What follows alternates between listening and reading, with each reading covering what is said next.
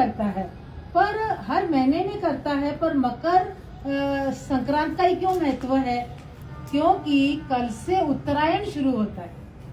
उत्तरायण गीता के 8वें अध्याय में भगवान ने 2 गति बताई है, उत्तरायण और दक्षिणायन। भाई उत्तरायण माना क्या, जैसे हम लोग बोलते हैं ना नॉर्थ, उत्तर दिशा है, माना वो ऊपर की ओर है, और दक्षिण जैसे नीचे की ओर है।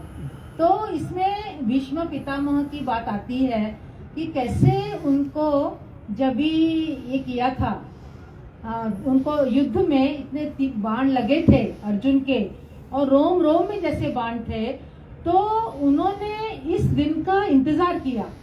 वो सोए रहे तीर बाणों की शैया पर, और जब उत्तरायण होगा तब मैं अपने प्राण छोड़ूंगा। अभी ये किसी के बस में तो नहीं है ना कि कभी हमें मृत्यु ये करना है, पर क्योंकि उनको इच्छा मृत्यु का वरदान मिला था उनके पिता से ही। उनके पिता का नाम था शांतनु, और उनसे वो वरदान मिला था, क्योंकि वो पिता की खुशी के लिए उन्होंने प्रतिज्ञा किया था कि मैं आजीवन ब्रह्मचारी रहूंगा। क्योंकि जिस सत्यवती से उन्होंने विवाह किया करना था शांतनु का, तो उसके पिता ने शर्त डाली थी कि इसका जो पुत्र होगा वही राज्य पर बैठेगा। तो भीष्म पिता मैंने कहा ठीक है, मैं अपने पिता की खुशी के लिए मैं शादी ही नहीं करूंगा, आजीवन ब्रह्मचारी रहूंगा। तो इसके लिए उनके पिता ने उनको ये वरदान दिया था इच्छा मृत्यु का। तो कहते हैं कि ये 8वें अध्याय में जैसे उत्तरायण की भी बात आती है, और भीष्म पितामह ने इसका इंतजार किया, वो इतने कष्ट होने के बावजूद भी, कि जब सूर्य उत्तरायण शुरू होगा तब मैं अपने प्राण छोड़ूंगा। तो इसके लिए, और फिर उनका दूसरा ये भी था कि बहुत अंदर में भगवान का ये था, प्रेम था, भक्ति थी। तो उन्होंने भागवत में जो स्तुति की है, कृष्ण भगवान, पांडव, सब ऋषि मुनि आए हैं उधर जहाँ पर वो लेटे थे बाणों की शैया पर, और वो स्तुति की है उन्होंने भगवान की। तो वो थोड़ा सा हम पढ़ते हैं। बोला, एक कारण तो सूर्य उत्तरायण हो जाए तो प्राण छोड़ूं, और भीतरी बात है कि कृष्ण की प्रतीक्षा कर रहे हैं, जिनका नाम संकीर्तन करते हुए जीव परम धाम को प्राप्त होता है ना। भी हम सबका लक्ष्य क्या है कि ये जैसे कबीर ने कहा ना, भी ज्यों की त्यों धर दीनी चदरिया, दास कबीर ने ऐसी ओढ़ी। तो वही बात है कि वो बोलते भी भगवान का नाम लेते लेते ही उसके स्मरण में हमारी चेतना उसी भाव में रहे, इसके लिए उन्होंने भगवान का दर्शन करना चाहा। कृष्ण का दर्शन करते हुए, उनकी स्तुति करते हुए मैं अपने प्राणों का त्याग करूंगा, है ना। भगवान की स्तुति करते हुए वो कहते हैं कि तब मैं अपने प्राण छोड़ूंगा। अर्जुन कह रहे थे भगवान को कि भोजन करिए, विश्राम करिए। भगवान ने कहा नहीं, मेरा भक्त मेरे को बुला रहा है। उस समय भाई भगवान आप विश्राम कीजिए, भोजन, लेकिन इतना वो था, अंदर की तार जुड़ी हुई थी, उनकी पुकार थी कि उन्होंने कहा कि नहीं, मैं पहले भक्त के पास जाऊंगा। और भगवान पांडवों, द्रौपदी, कुंती, कितने ऋषि मुनि को साथ लेकर भीष्म के सिराने खड़े हो गए। कहाँ खड़े हो गए? जाके सबको लेके सिराने, सिर के इधर। तो उन्होंने कहा कि भगवान मैं आपके दर्शन नहीं कर सकता हूँ, अभी हिल तो नहीं सकते थे ना। तो बोला कि आप मेरे चरणों के पास आकर खड़े रहिए तो मैं आपका दर्शन कर सकूं। भीष्म ने कहा, प्रभु मेरे चरणों की ओर आ जाओ, प्रभु दर्शन नहीं हो रहा, मैंने निश्चय किया है कि आपके श्री मुख का ध्यान करते हुए शरीर का त्याग करूंगा। भगवान सम्मुख आ गए और भीष्म ने कहा, भगवान जब तक शरीर न छोड़ूं तब तक खड़े रहना। देखो दर्शन तो किया ही, लेकिन बोला कि जब तक मैं शरीर नहीं छोड़ता हूँ, मेरे प्राण ये नहीं होते हैं, तब तक आप खड़े रहना। अभी किसी ने कहा, भगवान इनको तो इच्छा मृत्यु का वरदान है, हो सकता है ये बड़े काल तक शरीर न छोड़े, है ना। इच्छा मृत्यु का है ना, तो कुछ बोल थोड़ी सकते हैं कि कब इनका छूटेगा। तो भगवान ने कहा कि मैं भक्त के लिए खड़ा रहूंगा, वे कभी भी छोड़े। पर जिसने इतना मेरे से प्रेम किया है, मेरे को तत्व से जाना है, तो उसके लिए भगवान भी आज बोला मैं कितना भी समय हो लेकिन खड़ा रहूंगा। जीवन भर भक्त ने मुझे पुकारा है, अब भक्त की वांछा मुझे पूरी करनी होगी। नहीं, जीवन भर जिसके इसमें रहे तो फिर बाद में ना वो बोलते हैं कि मैं भगवान आपके चरण धोना चाहता हूँ, है मैं आपको प्रणाम करना चाहता हूँ, पर उठ नहीं सकते थे। तो भीष्म ने कहा प्रभु मैं आपको प्रणाम नहीं कर सकता, मेरी पलकें झुकाने को आप प्रणाम मान लीजिए, है ना। अभी हम तो उठ के ऐसे करेंगे, प्रणाम करेंगे, पर जो बोला पलकें मेरी झुक जाती हैं तो उसको ही आप मान लीजिए प्रणाम करना। मेरी पलकें झुकाने को आप प्रणाम मान लीजिए, मैं चरण नहीं धुला सकता, मेरी आंखों से जो अश्रुपात हो रहा है उसी को चरण प्रक्षालन मान लीजिए। देखो, है ना, परिस्थिति देखो यही एक नाता होता है कि परिस्थिति कैसी भी हो, कुछ भी हो, लेकिन बोला कि हम उससे ये कर सकते हैं, अपना भाव पूरा कर सकते हैं। तो उन्होंने कहा ठीक है भगवान, जो प्रेम के आंसू मेरे इसमें बह रहे हैं तो उसी को आप, उसी से मैं आपके चरण भाव में धो दूंगा। तो अभी उसके बाद में ना ये सब उन्होंने स्तुति की है, भगवान की महिमा की है, तो उसको भागवत में आता है, वो उसको भीष्म स्तुति कहते हैं। भीष्म स्तुति क्या कहते हैं वो कि हे श्याम सुंदर, हे नंद नंदन, मैं जानता हूँ आपने वसुदेव देवकी के यहाँ जन्म लिया है, पर मैं यह भी जानता हूँ आप कौन हैं, है ना। इसके लिए कभी भी जो अवतार हैं, महापुरुष हैं, सतगुरु हैं, तो उनको देह तक सीमित नहीं समझना चाहिए, देह तक नहीं। तो वही बोलते कि ठीक है आपका जन्म हुआ है, वसुदेव देवकी के यहाँ हुआ है, पर मैं जानता हूँ कि आप कौन हैं। नहीं, वे असली उनको भीतर से जानना, पर मैं यह भी जानता हूँ कि आप कौन हैं। हे श्याम सुंदर, आपके संकल्प से ही सृष्टि का सृजन होता है, पालन होता है और संहार होता है। ये पांडव समझते हैं हमने संहार किया, पर मैं जानता हूँ आपका ही संकल्प काम कर रहा था। देखो, है ना। तो ये जानना क्या है, जब पहचान सके तो पहचान, कण कण में बसे भगवान। तो ये पहचान क्या है कि जैसे उन्होंने कहा कि मैं जानता हूँ कि इन्होंने युद्ध किया, यश अर्जुन को मिला, कभी भीम को मिला, कभी किसको मिला, पर संकल्प तो आपका ही काम कर रहा है। आज कितनों के निमित्त होके देखो सब इस सृष्टि का कार्य चल रहा है। हाँ, कितने निमित्त बनते हैं, और कौन ऐसे भीतर से जानता है कि सच्ची करण करावन आप ही आप, मानुष के कुछ नहीं आप। तो ये जानना है कि वो कहते हैं कि आपका संकल्प काम कर रहा है था, आप ही आतताइयों को दंड दे रहे थे। यश कभी अर्जुन को मिलता था, कभी भीमसेन को मिलता था।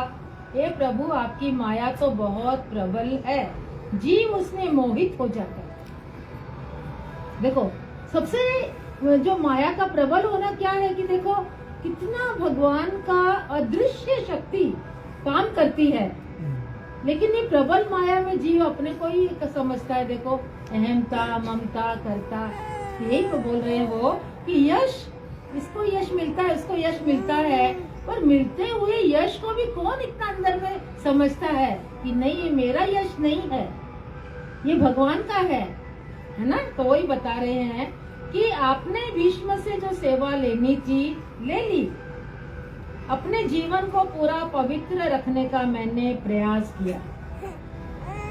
गीता तो आपने अर्जुन को सुनाई, पर जिस समय युद्ध के मैदान में आपने विराट रूप दिखाया, उस समय मैंने उस प्रकाश को देखा था। भगवान ने 11 अध्याय में विराट रूप दिखाया था अर्जुन को, तो बोला कि उस समय जो प्रकाश था ना, उसको मैंने देखा। देखो, इसके लिए है ना, वो जो तत्व से है, भीतर से है ना, वो हर एक कोई नहीं जान सकता है। हर एक का आने का हेतु अलग है, दृष्टि भाव अलग है, लेकिन कौन जानता है ना, कौन उसको उस तक ये करता है। तो वो कहता है मैंने प्रकाश देखा था। और हे श्याम सुंदर, मूर्ख दुर्योधन आपको बंदी बनाना चाहता था, उस समय भी मैंने आपका प्रकाश देखा। है ना, ये भी सबको मालूम है कि उस समय भी भगवान ने वो प्रकाश दिखाया था उसको, कि वो तो मूर्ख तो क्या समझता है। और भगवान को जब भी संधि प्रस्ताव लेकर गए थे भगवान, तो वो बंदी बनाना चाहता था दुर्योधन। तो बोला उस समय भी मैंने आपका प्रकाश देखा था। हे श्याम सुंदर, मैं जानता हूँ लीला के कारण आपने वपु धारण किया है, पर आप तत्वतः कौन हो इसका मुझे भान है। भाई प्रभु, ये तो आपकी लीला है, लीला के कारण आपने जन्म लिया, शरीर धारण किया, लेकिन तत्व से आप कौन हो ये मैं जानता हूँ। तो उनका ही जो जानना है तो वो हमें क्या सिखाता है। नहीं, गुरु को मानुष जानते जन्म जन्म हो स्वान। भाई उसको एक हद में नहीं समझो। सतगुरु है, महापुरुष, कोई भेद भी मत रखो। कण कण में बसे भगवान, वही सब में बसा हुआ है। तो वो कह रहे हैं भीष्म, आपको पाकर ही इस जीव को विश्राम प्राप्त होता है। कब विश्राम को प्राप्त होता है, शांति को, सुख को, कि जब भी वो उसको जान लेता है और उसको पा लेता है। मैं तो बड़भागी हूँ जो अंतिम समय में आपका दर्शन हो रहा है। हे कृष्ण, मुझे सबसे पहले यही निवेदन करना है कि आप मेरी मति रूप कन्या का वरण कर लीजिए। मति मना बुद्धि। तो वो कहते हैं कि मुझे ये निवेदन करना है, प्रार्थना करनी है आपसे कि जो मेरी मति है ना, बुद्धि, इसको आप वरण कर लीजिए, इसको ग्रहण कर लीजिए। क्योंकि आप मेरी मति को ग्रहण कर लीजिए, क्योंकि हे प्रभु, जीव को ये मति ही तो भटकाती है। नहीं, हमारी बुद्धि निर्णय करती है, शंका उपस्थित करती है, तर्क वितर्क करती है। तो बोला उस भगवान, उस मति को, उस बुद्धि को आप ले लीजिए।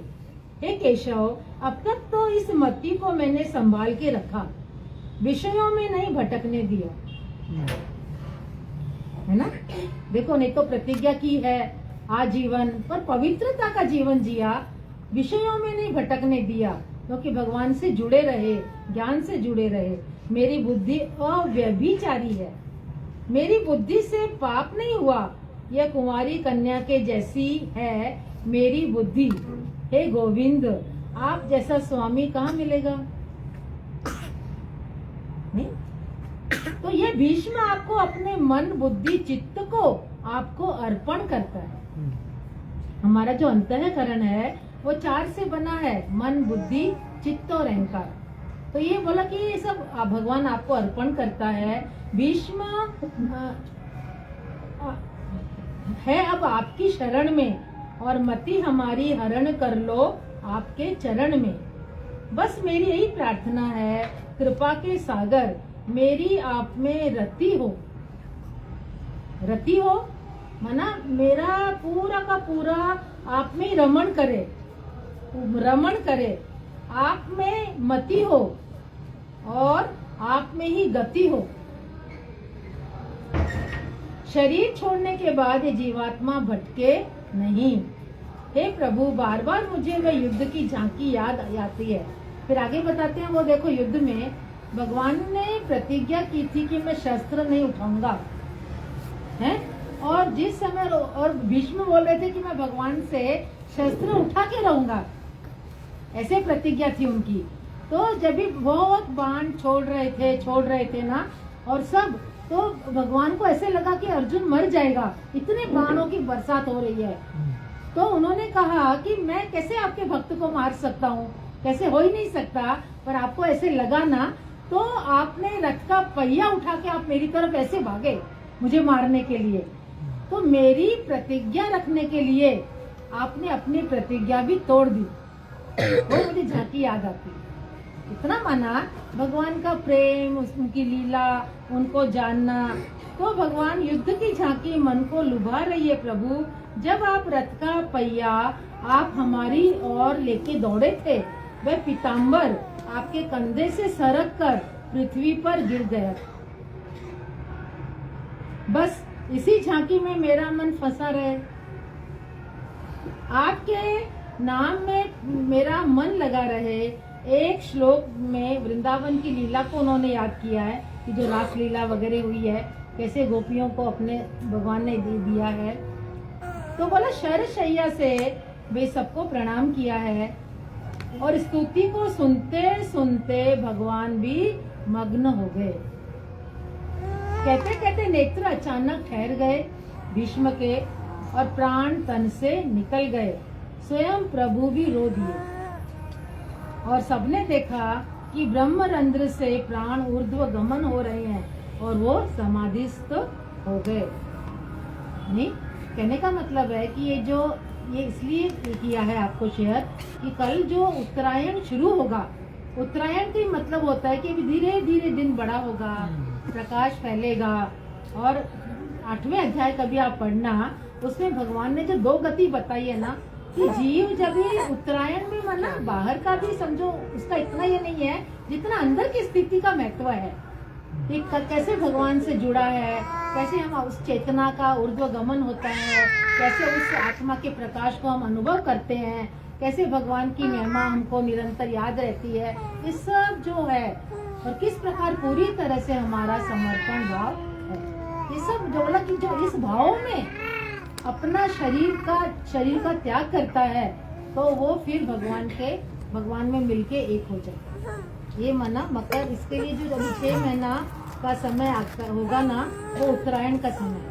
6 महीना दक्षिणायन का होता है, 6 महीना उत्तरायण।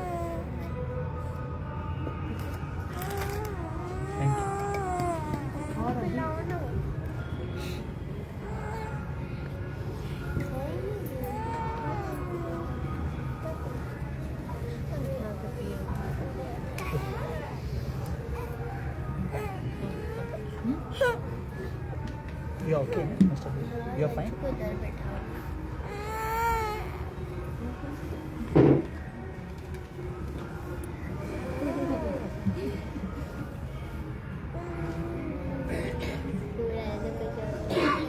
हरिओम।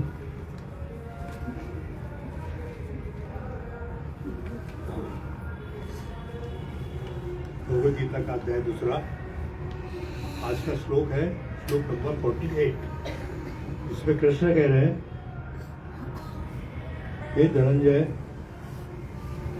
तू आसक्ति को त्याग कर सिद्धि तथा असिद्धि, सिद्धि मतलब क्या, यश, और असिद्धि मतलब अपयश में समान बुद्धि वाला होकर योग में स्थित होते हुए कर्तव्य कर्मों को कर। तो कर्म कौन से करना है, जो आपके कर्तव्य है उस कर्म को करना है। यहाँ पे कृष्ण धनंजय बोल रहे हैं, कृष्ण अर्जुन को। धनंजय मतलब धन को जीतने वाला। अब ये योग जो शब्द यहाँ पे लिखा है, योग, यह शब्द संस्कृत शब्द युज से आया है। फिर हम योग को क्या समझते हैं, जो हम सुबह का प्राणायाम करते हैं, ये करते हैं, आसन करते हैं, वो योग वो नहीं है। तो शब्द संस्कृत शब्द युज से आया है। युज मतलब जुड़ना, भगवान से जुड़ने की प्रक्रिया को योग कहते हैं। कृष्ण अर्जुन से कहते हैं कि तू योग स्थित रहकर और अपने कर्म कैसे बिना आसक्ति को, और दूसरी बात मतलब ये कहते हैं कि पहले तो कर्म कर, योग में स्थित रह के कर, मतलब भगवान से जुड़ा हुआ रह के कर्म कर, और फिर बिना आसक्ति के।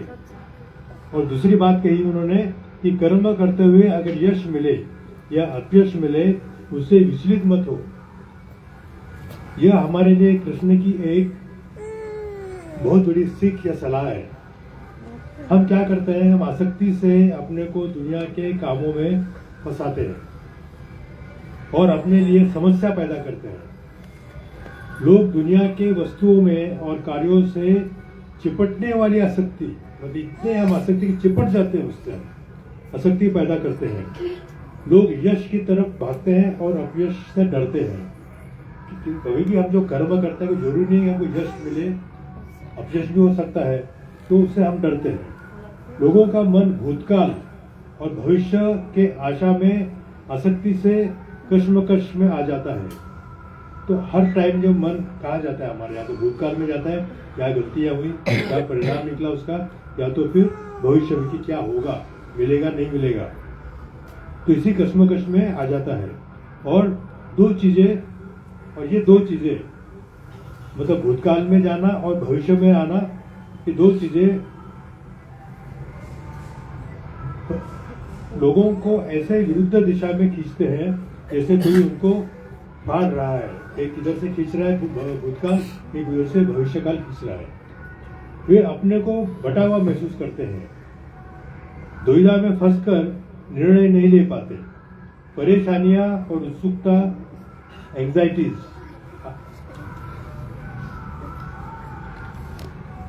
तो इन दो चीजों के में क्या हो जाता है, परेशानियां होती है और उत्सुकता, एंजाइटी आती है। और अपने दुनिया के कामों में फंसे रहने के कारण उनका जीवन हमेशा परेशानी, दुख में डूबा रहता है और उसी तरह वे अपने को बर्बाद कर देते हैं। पूरा जीवन इसी तरह जाता है परेशानी में। लोग अपने आप को कैसे फंसाते हैं, अब इसका एक एग्जाम्पल दिया है। बचपन में वे अपने अंदर बहुत सारी आसक्ति और अनासक्ति पैदा करते हैं। मतलब ये आसक्ति, अनासक्ति, लाइक्स और डिसलाइक्स जब से हम पैदा होते हैं और समझ आने लगती है तब से हमारे में पैदा होने लगती है। और दुर्भाग्य से उनके आसपास के जो लोग हैं, फिर वो हमारे माँ बाप हो, हमारे बड़े भाई हो, हमारे दोस्त हो, बहुत सारे जो हमारे हैं, वो इस चीज़ को बढ़ावा देते हैं। हम बच्चों को कहते हैं ये नहीं खाना है तेरे को, चल ये खा, मतलब उसके आसक्ति को हमने बढ़ावा दिया।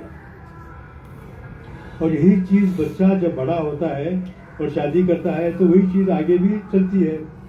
तो जो वाइफ है वो भी उसको अच्छा खाना बना के देगी, तो शायद हो सकता है वो खाना हेल्दी ना हो क्योंकि मेरे पति को पसंद है, तो वो आसक्ति वहां भी आ गई।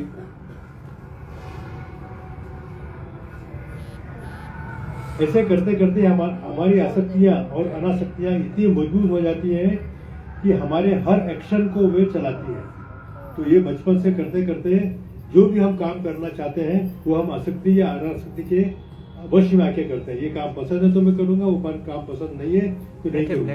जैसे मुझे सुबह उठना करके योगा करना पसंद नहीं है तो वो नहीं करूंगा। मैं मुझे सोना पसंद है वो मैं करूंगा, भले मेरे हेल्थ के लिए अच्छा न हो। आसपास के लोगों का सपोर्ट मिलने के कारण हमको जो चीजें पसंद है वो हम करते हैं और चीजें पसंद नहीं है वो हम नहीं करते। हम अपने कर्तव्यों की तरफ अनदेखी करते हैं, चाहे वो दुनिया की तरफ या अपने अपनों की तरफ या अपने खुद की प्रगति या विकास की तरफ, ये सब की तरफ हम अनदेखी करते हैं। क्यों? आसक्ति, अनासक्ति। इस तरह का रहन सहन हमारे मानसिक शांति या संतुलन को बिगाड़ देता है। कृष्ण इस तरह के जीवन जीने से कैसे बाहर आना है, अब इसके बारे में उसका रास्ता भी बता रहे हैं। अपने जीवन में एक आदर्श को अपनाओ। वो आदर्श एक नेक काम, एक सादा लक्ष्य, कॉमन गोल, कॉमन पर्पस या एक बड़ा लक्ष्य जो हमारी लाइक और डिसलाइक से परे हो, ऐसा हमें सबसे बड़ा लक्ष्य लेना चाहिए। और सबसे बड़ा लक्ष्य क्या है? आत्मबोध, अपने असली स्वरूप से एकरूप होना, ये सबसे बड़ा लक्ष्य है। ऐसे लक्ष्य के लिए काम करना और कंसिस्टेंसी या स्थिरता से बनाए रखना है। जब इस लक्ष्य की तरफ चलते हैं तो कंसिस्टेंसी चाहिए। ऐसा नहीं कि अभी आज किया फिर कल वहां पर ढीले हो गए। अपना संबंध भगवान से बनाए रखना है। हर काम की तरफ जब काम करते हैं तो संबंध कहाँ पे होना, ध्यान कहाँ पे रखना है, भगवान की तरफ रखना है। उनको कभी भी भूलना नहीं है। इसलिए जो भी कार्य हम कर रहे हैं, जो भी काम हमारे सामने आता है, उसके प्रति बिना आसक्ति पैदा किए और बिना फल की अपेक्षा रखते हुए करना है। और तब हमें मानसिक संभाव या संतुलन आएगा। इस तरह का मानसिक स्वभाव संतुलन सही कर्मों से लाना ही योग है।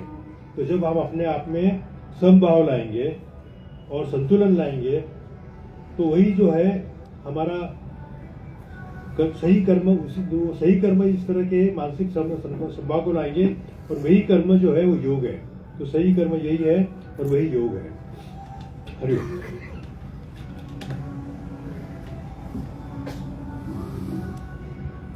What time is it? We'll take take care of this. Okay, sir. Huh?